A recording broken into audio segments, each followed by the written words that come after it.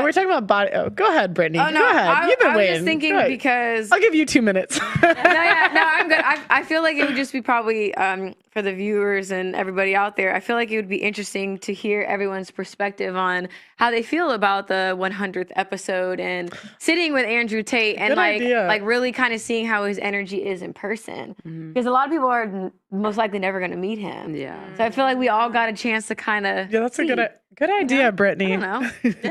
So, Brittany, why don't you start? What did you think? Miss Brittany. I felt like he was really polite in person. I didn't expect him to be, like you said, so smiley, very warm.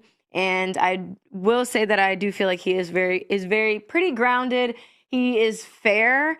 There were just things, obviously, I just don't agree with about the being agreeable to the point of where it's not your own identity. But I also understood where he was coming from. I understood the perspective. I don't agree. But no, I felt like he was like so different in person. And I feel like that's why you can't really judge people based on that.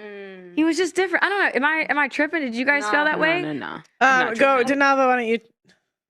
45 seconds. I liked him a lot. I remember when he got cancelled, I said, the only problem with this guy is the fact that he's exposing certain truths and not providing a solution to those who are suffering from it. That's it. Other than that, listen, he's better looking in person. Yes. Yes, I tried to hate on him. He's better looking in person. He's smiley. He's friendly. He's got high energy. He's a good Sagittarius. Sunshine in human form. He's actually quite cool. I liked him. Yes. Yeah, I feel like he was a straight talker. And you know what? I really rate the way he speaks. He really knows how to speak. Like, it will add context and then he'll make his point. I think it takes a lot of talent to do that. And you can tell he's been doing it for a long time. So I have to respect that in him.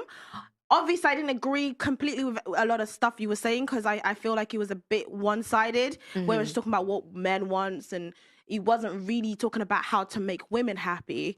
But I appreciated that he was also giving us a perspective of a lot of men out there. Yeah. So I did appreciate that. But I just wish we could, like, explore more about what women want, really. But I just think that society is always talking about what women want. Set the timer. I just feel like society's always talking about what women want. And whenever we talk about what men want, like, we always need to have a response.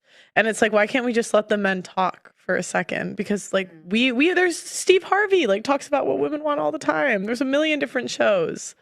As for Andrew Tate, I was actually so nervous. I don't know why. Like, I was... Yo, ciao.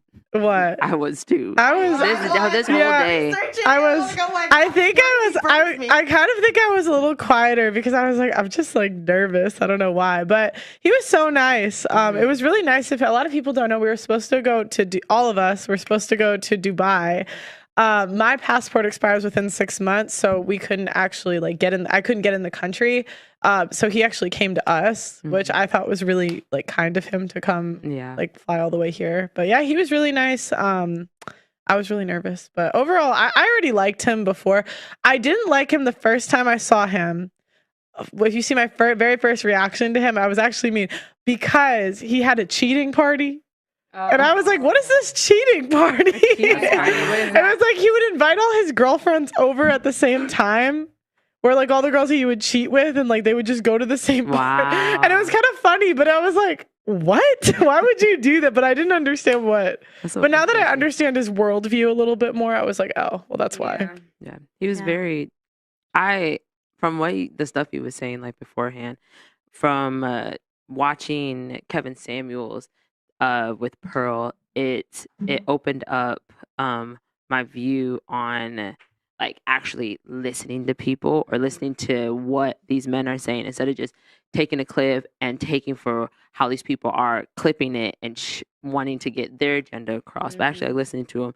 And I, like, sat down and, like, actually listened to some of the stuff that he said beforehand. So I was like, what he is saying is not crazy. It's the way he's saying it, and people, people and a lot of women don't like the way that he is saying it because it's very, like, raw, like, this is it, this is how I'm gonna say it, I don't care if you don't like the way I'm saying it, I'm gonna say it this way.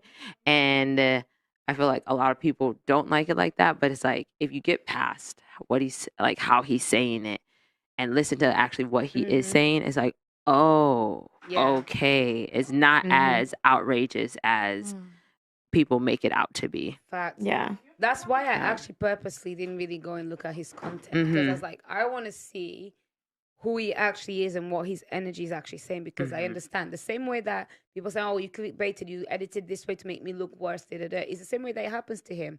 And realistically, he was way more balanced and actually a lot more kind of calming in his presence than what it actually seems online. I'm not gonna lie, he spoke sense. There was a lot of balance in what he said, and you know, I know people were expecting me to clash with him, and I didn't. He was cool. I liked him. It was funny. He had a bit of banter as well with his clementines and stuff.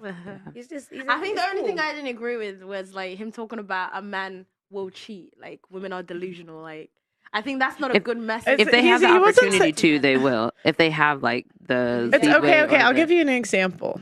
Even a good man would have a hard time being in Tiger Woods' positions. Having a bus full of models waiting for him that are trying to fuck him every single day. It's like, even a good, like my dad, he's top 1%, doesn't cheat. But my dad doesn't have social media, and he doesn't have beautiful models waiting for him every day after work.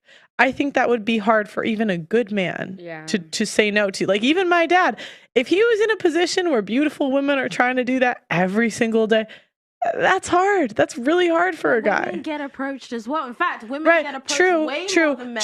True. But it's not usually by men you want. I would also argue that it would be hard for a woman to stay faithful if every day she was approached by high value men. That's true. So, like, you've been in that position. It's if every day you're getting messages from like the top men in society, I think that's hard for women to turn down. We're hypergamous. So, as many of you know, I was just banned on TikTok, and we are demonetized on a daily basis on this platform. If you want to help, please consider sending a super thanks below. Every donation helps, and it helps make what we do possible.